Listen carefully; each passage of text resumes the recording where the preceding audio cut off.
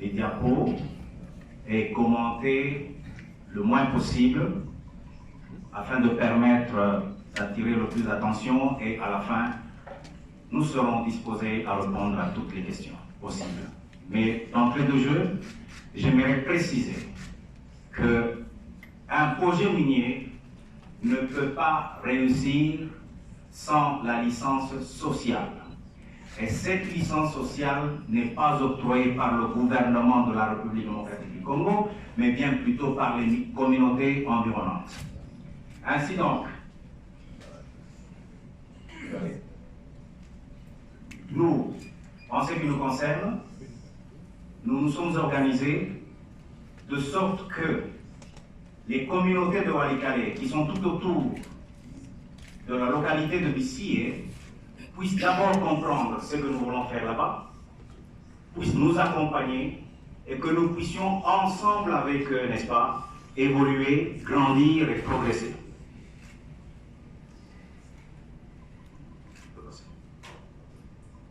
Nous avons passé plusieurs accords. Bien sûr, il faut toujours un document de référence afin de pouvoir bien avancer et que quand un problème se pose, n'est-ce pas, vous savez vous arrêter et vous en référer. Mais d'ores et déjà, la première démarche que nous avions amorcée, c'était celle d'identifier, n'est-ce pas, les communautés concernées. Parce qu'il y a plusieurs communautés dans le Walikale, il y en a qui sont à plus de 300 km du site d'exploitation. Ainsi donc, nous avions identifié également les secteurs d'intervention et partant de là, nous avions conçu des micro-projets. Oui. Nous nous sommes entretenus à plusieurs reprises, à chaque fois, comme l'excellence, monsieur le gouverneur l'a dit, à chaque fois quand un problème se posait, on s'arrêtait, on s'assoyait autour d'une table, par faute de baobab dans le Walikale, et nous trouvions d'autres solutions et nous avancions. Nous intervenons aussi sur le côté des divertissements, c'est ainsi que nous sponsorisons l'équipe de football de Walikale. Pour la toute première fois, cette équipe a pu participer au championnat provincial et je pense qu'elle était sur le point de prendre la coupe au niveau de Goma. Nous aussi, nous encadrons du mieux que nous pouvons en donnant une sorte d'uniforme aux motards, les chauffeurs de taxi-moto, afin qu'ils soient bien identifiés. Au verso de leur gilet, il y a des numéros et l'association de motards de Walikale permet de les identifier et en cas de problème, on sait à qui s'adresser. Ici, nous voulons vous montrer ce qu'était l'école au niveau de la localité de Lorgou avant que nous puissions commencer notre projet. Et rapidement, j'ouvre une parenthèse pour vous prévenir et vous signaler, porter à votre connaissance que tout ce que nous sommes arrivés à réaliser à ce jour, nous l'avons fait en 3 années, de 2016 à ce jour. Et pourtant, notre projet à ce stade, nous n'avons pu développer que la partie Pama Nord. Il nous reste à s'attaquer à la partie Pama Sud.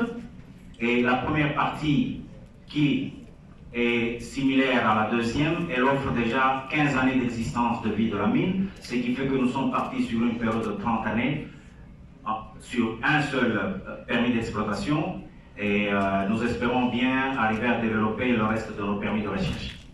Donc ça c'était l'école avant que nous puissions arriver et ici l'école que nous avions construite pour les communautés de Walikale, au fait pour la localité de Lorgou. Et cette école a été construite dans le respect des normes par des entrepreneurs, des architectes congolais. Nous avons pratiquement respecté les exigences de la sous-traitance locale.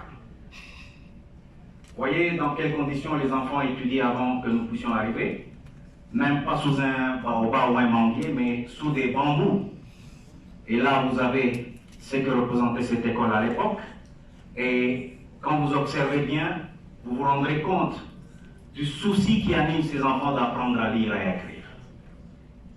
Et voici les conditions dans lesquelles ils étudient aujourd'hui. Là, ça fait partie des projets que nous réalisons ensemble avec les communautés locales au travers d'un outil que nous avons mis sur pied ensemble avec les communautés que nous appelons l'Alliance LOA. Ici, ce sont des chiffres qui représentent le nombre de personnes en termes de ressortissants de Walikale, des autres Congolais. Je n'ai plus que 2 minutes. Ok, tu peux passer. Tu peux rentrer un peu. Là, ce sont des chiffres, des recettes que diverses communautés réalisent mensuellement au travers les micro-projets qu'ensemble avec les experts de notre société, nous avons pu mettre sur pied, avec les communautés bien sûr.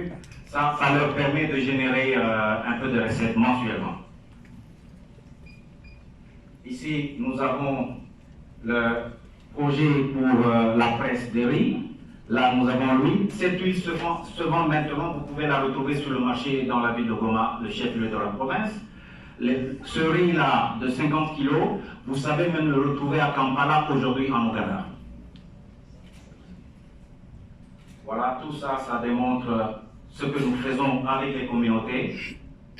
Mais tout ceci se fait avec des idées qui viennent de leur part. Nous avons mis sur pied ce que nous appelons le CAPCA, qui sont les communautés d'appui et d'accompagnement de l'Alliance LOA. Tu peux passer? Voilà, je vous remercie. C'est brièvement que j'ai pu le faire pour ne pas...